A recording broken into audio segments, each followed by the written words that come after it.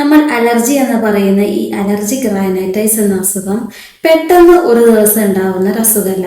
ഇതിന് ഓരോരോ സ്റ്റേജസ് ഉണ്ട്. അതായത് ആരംഭഘട്ടത്തിൽ അല്ലെങ്കിൽ സ്റ്റേജ് 1 എന്ന് പറയുന്നത് നമുക്ക് എന്തെങ്കിലും ഒരു പൊടി തട്ടുമ്പോഴോ തണുപ്പ് കഴിക്കുമ്പോഴോ അല്ലെങ്കിൽ എന്തെങ്കിലും ഒരു സ്മെല്ല് അടിക്കുന്ന സമയത്ത് സ്ട്രോങ് ആയിട്ടുള്ള എന്തെങ്കിലും സ്മെല്ലൊക്കെ ശ്വസിക്കുന്ന സമയത്തൊക്കെ നമ്മളൊന്ന് കുറച്ച് തുമ്മും. ഇതാണ് ഫസ്റ്റ് സ്റ്റേജ് എന്ന് പറയുന്നത്. രണ്ടാമത്തെ സ്റ്റേജ് ഉണ്ട്.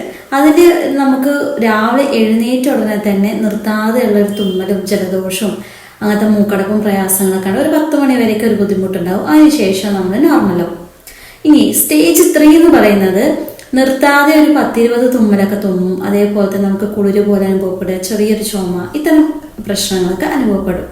ഇനി സ്റ്റേജ് 4 എന്ന് പറയുന്നത് ഈ ഒരു ജലദോഷം തുമ്മൽ ത്രൂ ഔട്ട് ദ ഡേ ഉണ്ടായിരിക്കും. അതേപോലെ തന്നെ കുത്തി വിളിച്ചോ. സ്റ്റേജ് 5 എന്ന് പറയുന്നത് നിങ്ങൾക്ക് ബ്രീത്തിങ് ഡിഫിക്കൽറ്റി, അല്ലെങ്കിൽ ശ്വാസം എടുക്കാനുള്ള പ്രയാസം നല്ല രീതിയിൽ ഉണ്ടാവും. കിടക്കാൻ വരെ ഈ ശ്വാസം മുട്ടൽ കാരണം നിങ്ങൾക്ക് ബുദ്ധിമുട്ടുണ്ടാവും. അപ്പോൾ ഇത്തരം സ്റ്റേജസിലൂടെയാണ് അലർജിക് റൈനൈറ്റിസ് എന്നൊരു അസുഖം ഉണ്ടായി വരുന്നത്.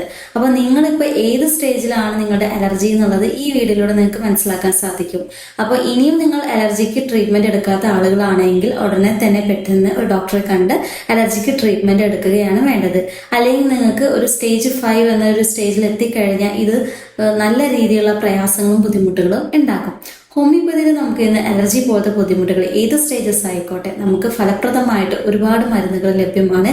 കറക്റ്റായിട്ട് മരുന്നുകളെ കുറച്ച് മാസം തുടർച്ചയായിട്ട് കഴിക്കുന്നതിലൂടെ ഇത്തരം ബുദ്ധിമുട്ടുകൾ നമുക്ക് പൂർണ്ണമായിട്ട് മാറ്റിയെടുക്കാൻ സാധിക്കും. അലർജി സംബന്ധമായിട്ട് അല്ലെങ്കിൽ നിങ്ങൾ ഏത് സ്റ്റേജിലാണ് എന്നുള്ളത് താഴെ ഒന്ന് കമന്റ് ചെയ്യുക.